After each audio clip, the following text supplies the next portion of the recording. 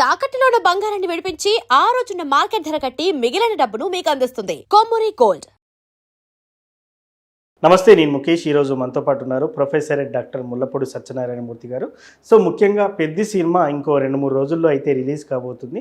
ముఖ్యంగా ఈ సినిమా ఎలా ఉండబోతుంది, ఎంత కలెక్షన్ చేయబోతుంది, అకార్డింగ్ టు ఆస్ట్రాలజీ ప్రకారం దీని గురించి అయితే ప్రొడిక్షన్ చెప్పడానికి మనతో పాటు ముల్లపూడి సత్యనారాయణమూర్తి గారు ఉన్నారు. గురువు గారు నమస్కారం. నమస్కారం ముఖేష్ అంబానీ గారు. సో ముఖ్యంగా సార్, రామ్ చరణ్ గారు నటించినటువంటి పెద్ద సినిమా రిలీజ్ కాబోతుంది జూన్ 3వ తేదీన.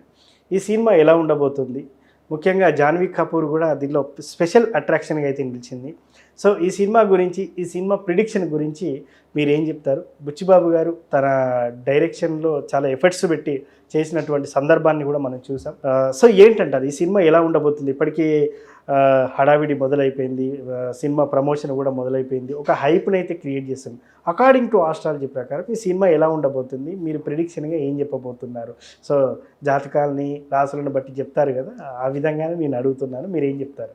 తప్పకుండా. ఇప్పుడు జాహ్నవి కపూర్ ఉంటేనే కలెక్షన్, దానికి తోడు హీరో ఎవరు?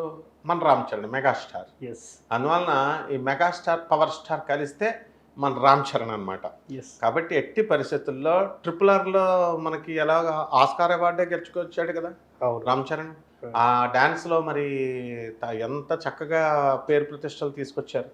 కాబట్టి అదేవిధంగా ఇప్పుడు పెద్ది ఈ సినిమాకి కన్యా రాశిలోకి వస్తుంది. ఇది కన్యా రాశిలో ఇప్పుడు సప్తమంలో శని ఉన్నాడు, అష్టమంలో కుజుడున్నాడు, ఆ తర్వాత మనకు కావలసినటువంటి శుక్రుడు ఎక్కడున్నాడంటే రాజ్యస్థితిగతుడయ్యాడు.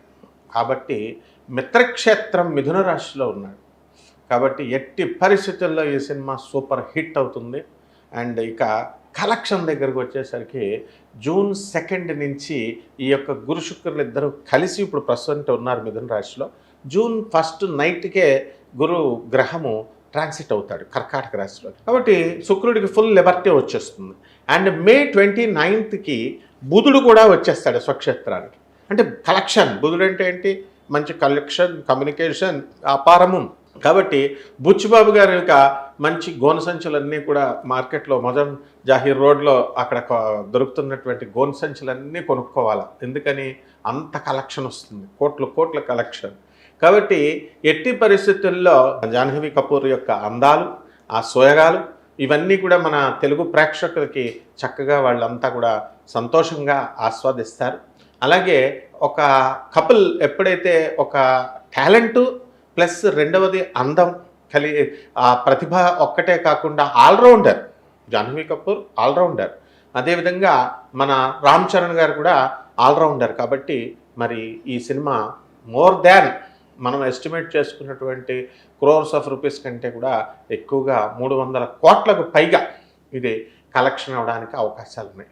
ఈ 300 కోట్లు అంటే చాలా తక్కువ అక్కడ సినిమాల్లో. ఏంటంటే జస్ట్ ఇదివరకు సినిమా అడవిరాముడు మొత్తం 1 year జరిగేది కలెక్షన్ అంతా కూడా.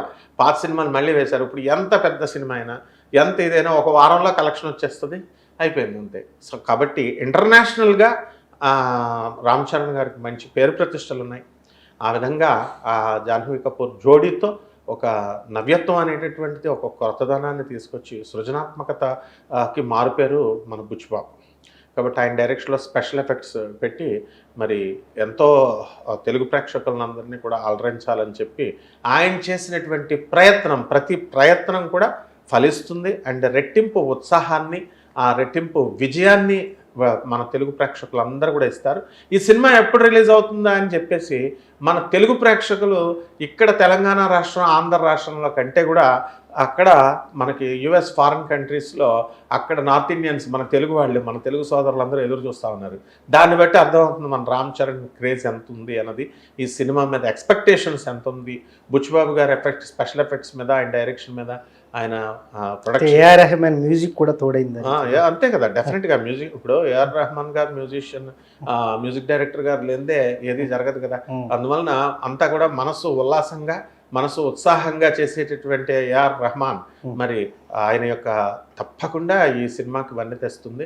అండ్ డెఫినెట్గా తెలుగు ప్రేక్షకులందరూ కూడా మరో ఈ యొక్క టాప్ ఆర్డర్ ఫిల్మ్ని మనకి ఒక కానుకగా మనకి ఈ సందర్భంగా మనకి ఈ వేసవి వెళ్ళిపోతూ చల్లదనం రాబోతోంది మనకి. అలాగా ఈ ఎండలతో ఉండిపోయి చక్కగా మగ్గిపోయిన మామిడి పళ్ళలాగా అయిపోయాం మనం తెలుగు ప్రేక్షకులు. ఇప్పుడు చక్కగా చల్లలు గాలి మాన్సూన్స్ అప్పుడే ఎంటర్ అయిపోయినాయి. ఆ మాన్సూన్స్లోనే రామ్ చరణ్ గారు చక్కగా జాహ్నవి కపూర్ గారి యొక్క చక్కటి జంట చేసేటటువంటి నాట్యాలు, ఆ జంట చేసేటటువంటి పాటలు, AR రెహమాన్ గారి మ్యూజిక్ డైరెక్షన్లో మనస్సుని మంచి ఉర్రూతలుపుతూ అంతా కేరింతలు కొడుతుంది, కొట్టిస్తుంది అని చెప్పేసి జాతక శాస్త్రం చెప్తుంది. సో జూన్ 3న శుభవార్త వింటారంటారు మెగా ఫ్యాన్స్ అంతా కూడా. డెఫినెట్గా అప్పుడు జూన్ 2 గురుడు మారుతున్నాడు. ఎస్, మిథున రాశి నుంచి కర్కాటక రాశి మారుతున్నాడు. ఓకే. అందువల్ల ఇప్పుడు కలెక్షన్ గురుడు వెరీ పవర్ఫుల్ గా అయిపోయాడు. ఇప్పుడు మన జ్యోతిష్కులకు కూడా ఒక పండగే. ఎందుకంటే గురుడు ప్రతి సంవత్సరం ఒక్కొక్క రాశిలో మారుతాడు. 12 సంవత్సరాలకు ఒక్కసారి మారాడు. 12 సంవత్సరాలకి మిథున రాశి నుంచి మా కర్కాటక రాశి అని స్పెషల్ ఎఫెక్ట్స్ అనమాట. అలాగే బుచ్చిబాబు గారు కూడా మరి ఎన్నో స్పెషల్ ఎఫెక్ట్స్ కాబట్టి గురుగ్రహం మారింది కాబట్టి కలెక్షన్ కింగ్ అయినటువంటి ఈ యొక్క గురుగ్రహం కర్కాటక రాశిలో ఉచ్చ స్థితిలో ఉన్నాడు. శుక్రుడు బుధుడు 29 మే 2026 సంవత్సరం నుంచి తన సొంత రాశి అయినటువంటి మిథున రాశిలో ఉన్నాడు. శుక్రుడు మరి ఈ సినిమాలకి ఆధిపత్యం వహిస్తున్నటువంటి ఆ శుక్రుడు చక్కగా ఈ యొక్క మిథున రాశిలో బుధుడితో కలిసి ఉన్నాడు. ఆ వ్యాపారానికి మాయకి కావలసి మహానగరంలో మాయగాడు చిరంజీవి గారు యాక్ట్ చేసినటువంటి ఆయన తనయుడే కాబట్టి పవర్ స్టార్, మరి వాళ్ళ అబ్బాయి కాబట్టి పవన్ కళ్యాణ్ గారి వారసత్వం వీళ్ళిద్దరు కూడా. చిరంజీవి గారు వారసులు, ఒక పవన్ కళ్యాణ్, ఒక రామ్ చరణ్. కాబట్టి Ram Charan is a very decent and stylish and generous and veterinary actor అనమాట.